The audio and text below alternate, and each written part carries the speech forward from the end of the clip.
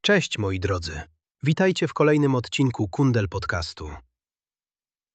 Dzisiejszy temat właściwie już kiedyś poruszaliśmy, ale to były nasze początki.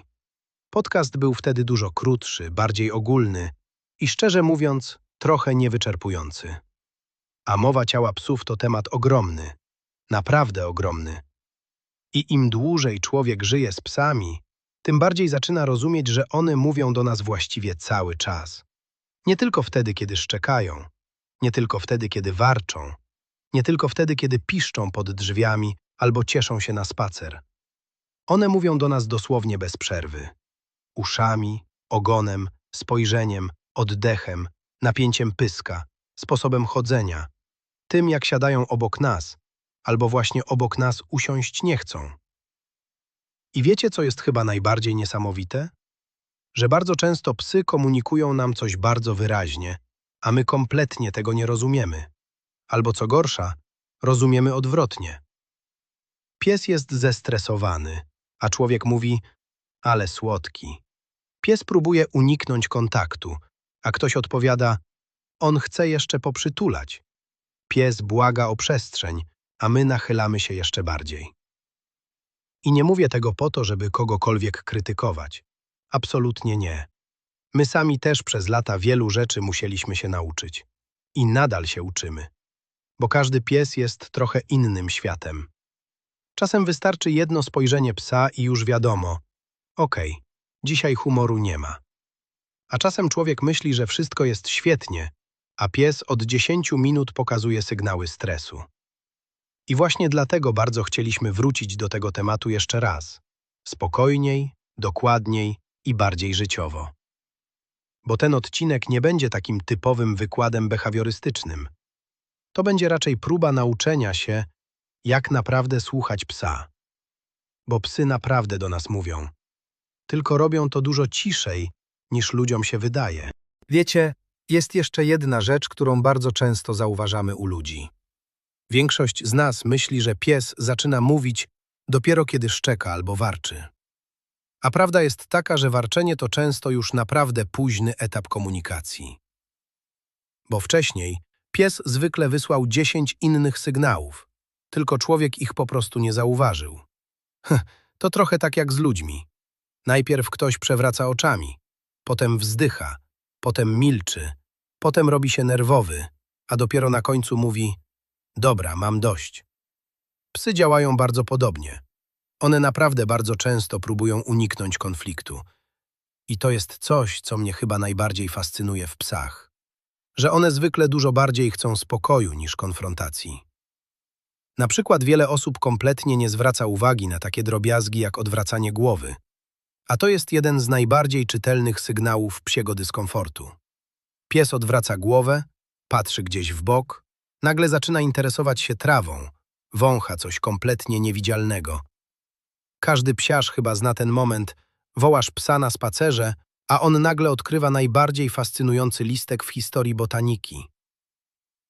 I czasem to oczywiście zwykłe psie sprawy, ale czasem pies właśnie próbuje rozładować napięcie. Pokazuje, nie chcę konfliktu, nie chcę problemów, uspokójmy sytuację.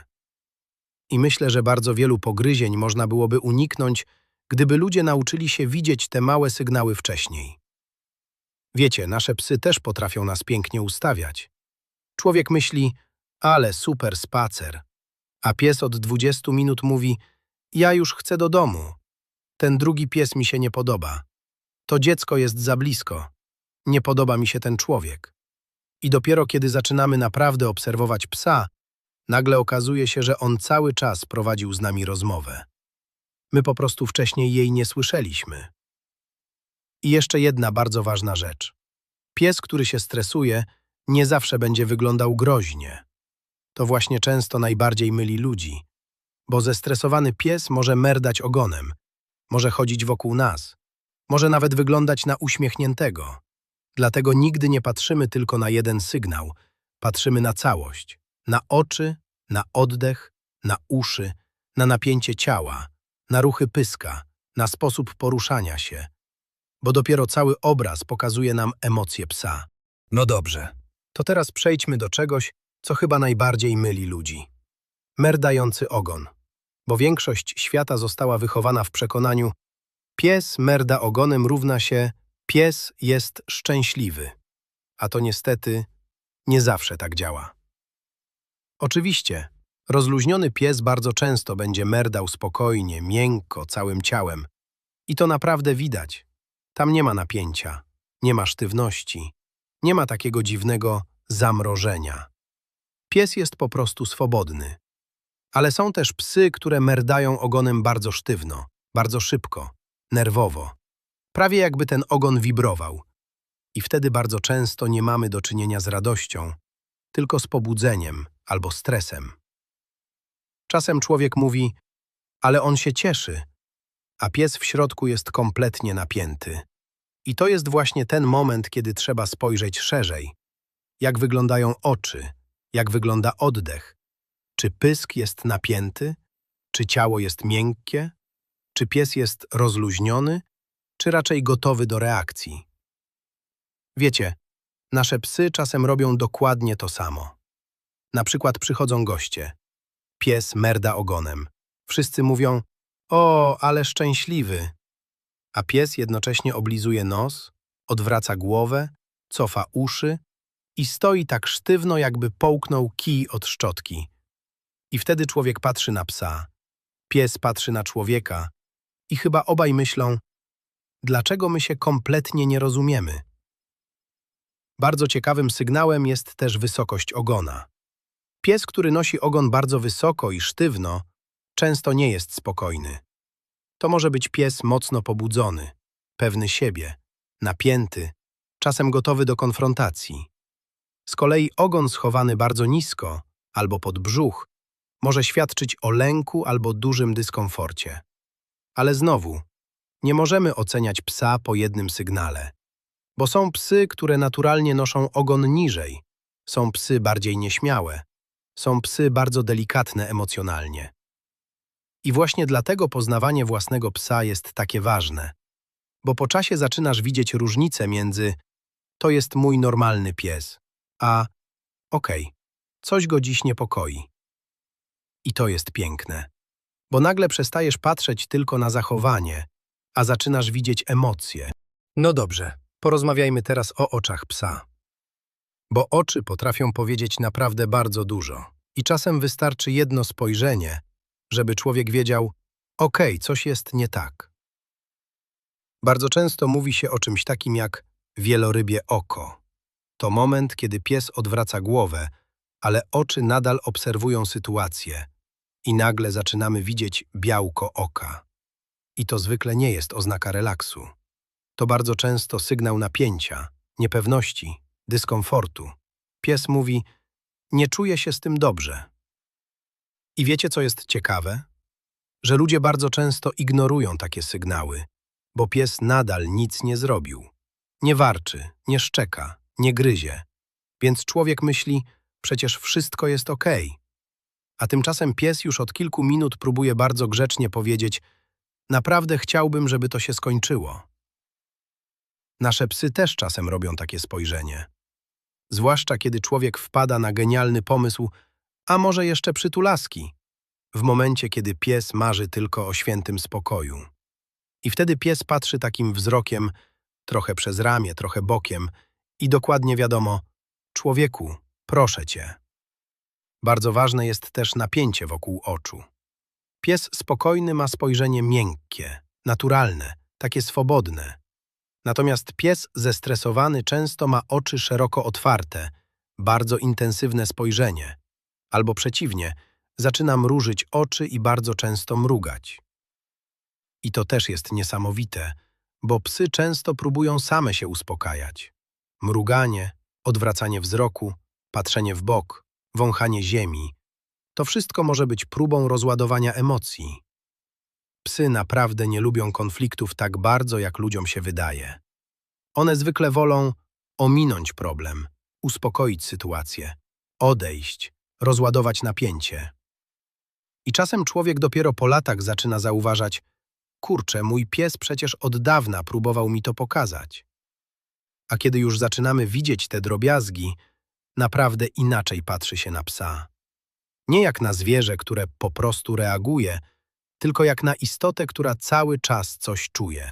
No dobrze, teraz przejdźmy do czegoś, co bardzo często psy robią, kiedy są zestresowane, a ludzie kompletnie tego nie zauważają, czyli do uszu, pyska i całej tej drobnej mimiki psa.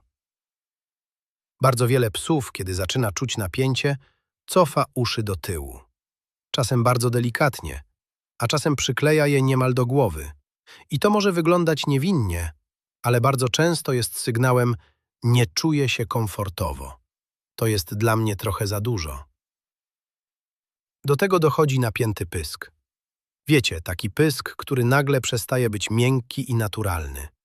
Kąciki pyska robią się napięte, pies zaczyna szybciej oddychać, dyszeć, oblizywać nos. I właśnie oblizywanie nosa jest jednym z tych sygnałów, które ludzie bardzo często ignorują. Pies nagle robi szybkie mliam językiem po nosie i po sekundzie wszystko wygląda normalnie. Ale bardzo często to właśnie był komunikat: trochę się stresuję, nie jestem pewny tej sytuacji. Nasze psy potrafią czasem zrobić to tak szybko, że człowiek ma wrażenie, że sobie coś przewidział. Mrugniesz i już po sygnale. A najlepsze jest to, że kiedy człowiek już zacznie to widzieć, to później nie potrafi tego odzobaczyć. Nagle siedzisz sobie gdzieś na spacerze, patrzysz na psy i myślisz: oho, ten już mówi, że ma dość, ten się stresuje, ten chce odejść, a ten udaje odważnego, ale w środku panikuje. I człowiek zaczyna rozumieć, że psy prowadzą ze sobą całe rozmowy, tylko kompletnie bez słów. Bardzo podobnie działa ziewanie. I nie, pies nie zawsze jest po prostu śpiący. Czasem to tak zwane ziewanie stresowe. Pies próbuje rozładować napięcie, uspokoić siebie, uspokoić sytuację. I co ciekawe, psy często próbują uspokajać także nas, bo psy bardzo mocno przejmują emocje człowieka. Jeżeli my jesteśmy spięci, zdenerwowani, nerwowi, to pies bardzo często zaczyna przejmować ten stan. I chyba każdy psiarz miał kiedyś taki spacer, kiedy mówił sobie: tylko spokojnie, a pies już po 3 sekundach wiedział, że człowiek jest zestresowany. Człowiek jeszcze udaje luz, a pies już: nie oszukuj mnie, widziałem ten oddech. Psy naprawdę czytają nas dużo lepiej, niż nam się wydaje. I przechodzimy do kolejnego ważnego tematu, czyli momentu, kiedy zabawa przestaje być zabawą. Bo wiele psów, zamiast walczyć, najpierw próbuje konflikt rozładować. I robi to bardzo subtelnie. Na przykład odchodzi, odwraca głowę, zastyga. Nagle zaczyna coś wąchać, otrzepuje się, robi ukłon. Ale uwaga, ukłon do zabawy nie zawsze oznacza: super, bawmy się. Czasem to po prostu próba uspokojenia sytuacji. Zwłaszcza kiedy jeden pies jest zbyt nachalny, zbyt energiczny albo kompletnie nie słucha drugiego psa. I to bardzo często widać u starszych psów ze szczeniakami. Starszy pies próbuje być cierpliwy, próbuje uniknąć konfliktu, próbuje odejść. A szczeniak, jak to szczeniak, uważa, że właśnie trwa najlepsza impreza życia. I wtedy starszy pies wysyła całą serię sygnałów: potrzebuję przerwy, nie podoba mi się to, daj mi chwilę spokoju. Ale ludzie patrzą i mówią: ale słodko się bawią. Tymczasem bardzo często pies już od kilku minut próbuje zakończyć tę interakcję, tylko robi to grzecznie. I właśnie to jest niesamowite w psach. One naprawdę bardzo długo próbują uniknąć konfliktu. Dlatego tak ważne jest, żebyśmy nauczyli się widzieć te drobne sygnały wcześniej, zanim pies poczuje, że nie ma już innego wyjścia. Jeśli Bo ten prawdziwa, odcinek zdrowa był dla was zabawa wygląda wartościowy, swobodnie. jeśli coś wam Nie ma podpowiedział, ciągłego napięcia, coś nie ma uporządkował, zamierania, albo po nie ma prostu dał sztywności, chwilę do zatrzymania się jest i spojrzenia luz, na swojego psa wymiana trochę inaczej, energii, ruch, to zostawcie po sobie przerwy, ślad. naturalność. Łapka w górę, I kiedy człowiek zaczyna to subskrypcja, rozumieć, to dla was naprawdę dosłownie zaczyna moment, inaczej patrzeć a dla na nas psy. ogromne wsparcie. Dzięki temu ten podcast może się rozwijać i docierać do kolejnych osób, które tak jak wy chcą lepiej rozumieć swoje zwierzęta i budować z nimi mądrą relację. A my jesteśmy tutaj właśnie dla was. Jeśli macie pytania, jeśli coś was nurtuje, jeśli chcielibyście, żebyśmy poruszyli jakiś temat, nawet jeśli nie dotyczy dzisiejszego odcinka, piszcie śmiało. Naprawdę czytamy wasze wiadomości i staramy się odpowiadać najlepiej, jak potrafimy. Ten podcast powstaje dla was i dzięki wam. Dziękujemy, że jesteście z nami. A teraz porozmawiajmy o czymś, co moim zdaniem bardzo zmienia relacje z psem. Czyli o tym, jak bardzo nasze emocje wpływają na psa. I wiem, że brzmi to trochę jak banał, bo wszyscy słyszeli, psy wyczuwają emocje. Ale naprawdę, czasem aż trudno uwierzyć, jak mocno psy nas obserwują. One widzą wszystko. Nasz głos, oddech, tempo chodzenia, napięcie ciała, to, jak trzymamy smycz. I bardzo często jest tak, że człowiek jeszcze nic nie powiedział, a pies już doskonale wie, oho, coś się dzieje. Czasem człowiek nawet sam jeszcze nie wie, że się stresuje, a pies już dawno to zauważył. Każdy psiarz chyba zna taki spacer, kiedy z daleka widzi, o nie, ten pies za płotem znowu tam stoi. I człowiek od razu zaczyna myśleć, tylko nie szczekaj, tylko spokojnie, tylko nie rób scen. A pies w tym czasie patrzy na człowieka i chyba myśli, skoro ty się tak spinasz, to chyba naprawdę mamy problem. I po sekundzie oboje już idą zestresowani. To jest niesamowite, bo psy bardzo często regulują się nami. Jeżeli człowiek oddycha spokojnie, porusza się spokojnie, mówi spokojnie, to pies dużo częściej też zaczyna się wyciszać. Oczywiście nie zawsze, bo emocje psa to nie jest magiczny przycisk. Ale naprawdę można zauważyć ogromną różnicę. I czasem największą pomocą dla psa jest po prostu spokojny człowiek obok. Bardzo dobrze widać to też u weterynarza. Człowiek jeszcze w poczekalni mówi, nie bój się, wszystko dobrze, a ręce ma spięte jak przed maturą. I pies doskonale wie, aha, czyli jednak nie jest dobrze. Dlatego tak ważne jest, żebyśmy sami uczyli się spokoju przy psach. Bo psy naprawdę chłoną nasze emocje jak gąbka. I wiecie co? Myślę, że jedną z najpiękniejszych rzeczy, jakie można zrobić, jest po prostu zacząć naprawdę obserwować swojego psa. Nie tylko mieć psa, nie tylko z nim mieszkać, ale naprawdę go obserwować. Jak chodzi, jak odpoczywa, jak reaguje na ludzi, jak reaguje na inne psy, jak wygląda jego ciało, kiedy jest szczęśliwy, a jak wygląda, kiedy coś go stresuje. Bo wtedy nagle zaczynamy odkrywać, że każdy pies ma swój własny język. I wiecie, co jest ciekawe? Że bardzo często człowiek dopiero po latach mówi, kurczę, przecież on od dawna próbował mi to pokazać. Nagle różne sytuacje, że pies nie był uparty, tylko się bał. Że nie był złośliwy, tylko zestresowany. Że nie był niegrzeczny, tylko próbował sobie poradzić z emocjami. Bardzo fajnym pomysłem jest też nagrywanie psa telefonem. I nie chodzi o jakieś wielkie filmowe produkcje, po prostu zwykły spacer, zwykły dzień, spotkanie z innym psem, a potem obejrzenie tego spokojnie w domu. I gwarantuję wam, że człowiek nagle zaczyna widzieć rzeczy, których wcześniej kompletnie nie zauważał. Ojej, tutaj odwrócił głowę, tutaj oblizał nos, tutaj już się stresował, tutaj chciał odejść. I właśnie wtedy zaczyna się prawdziwe rozumienie psa. Nie wtedy, kiedy uczymy psa komend, tylko wtedy, kiedy uczymy się słuchać tego, co pies próbuje nam powiedzieć. Bo psy naprawdę komunikują się z nami każdego dnia. Tylko robią to dużo ciszej, niż ludzie się spodziewają. Wiecie, jest jeszcze jedna rzecz, o której bardzo rzadko się mówi, a która moim zdaniem jest niezwykle ważna. Bardzo wiele osób uważa, że dobry pies to pies, który wszystko znosi. Dziecko się na niego kładzie, ktoś go ściska, ktoś go całuje po pysku, ktoś wkłada ręce do miski, ktoś ciągnie za uszy, a pies siedzi cicho.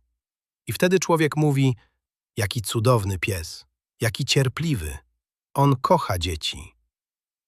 A czasem prawda jest dużo smutniejsza. Bo ten pies wcale nie czuje się dobrze. On po prostu nauczył się, że jego sygnały są ignorowane. I to jest bardzo trudny temat, bo wiele psów przez długi czas komunikuje się naprawdę delikatnie.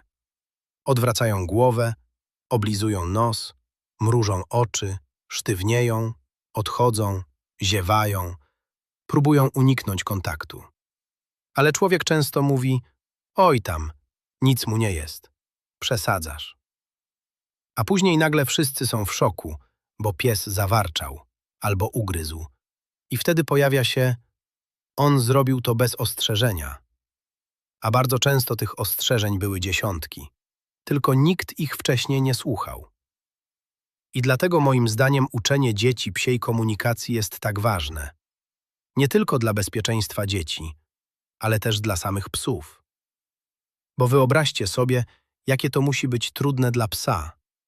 Próbuje spokojnie powiedzieć: nie podoba mi się to, potrzebuję przestrzeni, jestem zmęczony, boję się, a nikt go nie rozumie. To trochę tak, jakbyśmy cały czas próbowali coś powiedzieć, a wszyscy wokół odpowiadali: ale przesadzasz. I wiecie co? Ja naprawdę myślę, że kiedy człowiek zaczyna rozumieć mowę ciała psa, to zaczyna mieć więcej empatii, bo nagle przestaje patrzeć na psa jak na zwierzę, które ma być grzeczne, a zaczyna widzieć żywą istotę z emocjami. Jest też coś jeszcze, co bardzo często zauważamy u psów ze schronisk albo po trudnych przejściach. One czasem komunikują się dużo subtelniej, jakby bały się mówić zbyt głośno. I to naprawdę potrafi łamać serce. Bo są psy, które nauczyły się, że sygnały stresu nic nie dają, że nikt nie reaguje, że trzeba po prostu wytrzymać. I takie psy bardzo często zamierają. Nie warczą, nie odchodzą, nie protestują. Po prostu siedzą nieruchomo. A ludzie często myślą: jaki spokojny pies. Tymczasem bardzo często to nie jest spokój. To rezygnacja. I dlatego zawsze warto patrzeć trochę głębiej. Nie tylko, czy pies jest cicho, ale czy pies naprawdę czuje się bezpiecznie? Wiecie, nasze psy też czasem potrafią nas pięknie zaskoczyć. Człowiek myśli, że zna psa idealnie, a potem nagle odkrywa jakiś drobny sygnał i mówi: jak ja wcześniej mogłem tego nie zauważać. I to jest chyba piękne w życiu z psami, że człowiek cały czas się uczy, cały czas odkrywa coś nowego.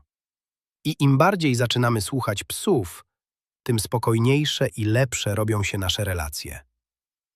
Bo pies naprawdę nie potrzebuje człowieka idealnego. On potrzebuje człowieka, który próbuje go zrozumieć. I wiecie, co jest chyba najpiękniejsze w tym wszystkim? Że kiedy człowiek zaczyna naprawdę rozumieć mowę ciała psa, to nagle zmienia się cała relacja. Bo wcześniej często żyjemy trochę obok psa. Karmienie, spacer, komendy, obowiązki. A później nagle zaczynamy widzieć coś więcej, że pies ma swoje nastroje, lepsze dni, gorsze dni, że czasem chce bliskości, a czasem po prostu chce świętego spokoju. Trochę jak ludzie. I wtedy zaczyna się coś naprawdę fajnego, bo człowiek przestaje oczekiwać od psa: masz być zawsze grzeczny, masz wszystko tolerować, masz zawsze mieć humor, a zaczyna pytać: jak ty się dzisiaj czujesz? I moim zdaniem właśnie wtedy buduje się prawdziwe zaufanie. Nie wtedy, kiedy pies perfekcyjnie wykonuje komendy, tylko wtedy, kiedy zaczyna czuć, że jest słuchany. Bardzo często mówimy: pies jest członkiem rodziny. Ale wiecie, członek rodziny też chce być rozumiany. Nawet jeśli komunikuje się głównie spojrzeniem, westchnieniem i dramatycznym położeniem się dokładnie na środku przejścia. Nasze psy czasem naprawdę potrafią być mistrzami subtelnego teatru. Człowiek mówi: chodź, idziemy do weterynarza, a pies już po samym tonie głosu: absolutnie nie. I nagle okazuje się, że pies, który sekundę temu spał, mysteriously znika. Ale właśnie to jest niesamowite. Im bardziej zaczynamy obserwować psy, tym bardziej widzimy, jak bardzo są inteligentne emocjonalnie, jak świetnie obserwują świat, jak analizują sytuacje, jak próbują unikać konfliktów, jak starają się odnaleźć bezpieczeństwo. I naprawdę, bardzo wiele problemów z psami zaczyna się rozwiązywać w momencie, kiedy człowiek przestaje walczyć z objawem, a zaczyna słuchać emocji. Bo czasem pies nie potrzebuje silniejszej komendy. Czasem potrzebuje przestrzeni, spokoju, bezpieczeństwa, odpoczynku. Albo po prostu człowieka, który zauważy: okej, to jest dla ciebie trudne. I chyba tym chciałbym zakończyć ten odcinek. Jeżeli po jego wysłuchaniu zaczniecie trochę uważniej obserwować swoje psy, to już będzie ogromnie dużo. Bo psy naprawdę komunikują się z nami każdego dnia, tylko robią to bardzo delikatnie. A kiedy człowiek nauczy się ten język rozumieć, naprawdę zaczyna patrzeć na psa zupełnie inaczej. Przepraszam, byłbym zapomniał. I jeszcze na sam koniec chciałbym wam coś powiedzieć. Jeżeli czasem zdarzy się, że nowy odcinek Kundel Podcastu pojawi się trochę później, albo w którymś tygodniu nie pojawi się wcale, to bardzo prosimy was o wyrozumiałość. Mam obecnie dość trudną i wymagającą sytuację rodzinną i bywają dni, kiedy po prostu brakuje czasu, sił albo spokojnej głowy na nagrywanie. Ale Kundel Podcast jest dla nas naprawdę ważny i będziemy wracać do was zawsze, kiedy tylko damy radę. Bo wiecie, życie czasem pisze własny scenariusz, zwłaszcza kiedy człowiek opiekuje się bliskimi, a jednocześnie próbuje ratować świat wszystkich kundelków naraz. Dlatego dziękujemy wam ogromnie za cierpliwość, za obecność, za wiadomości i za to, że po prostu jesteście. To naprawdę dużo dla nas znaczy. Ściskamy was bardzo mocno i do usłyszenia w kolejnym odcinku Kundel Podcastu.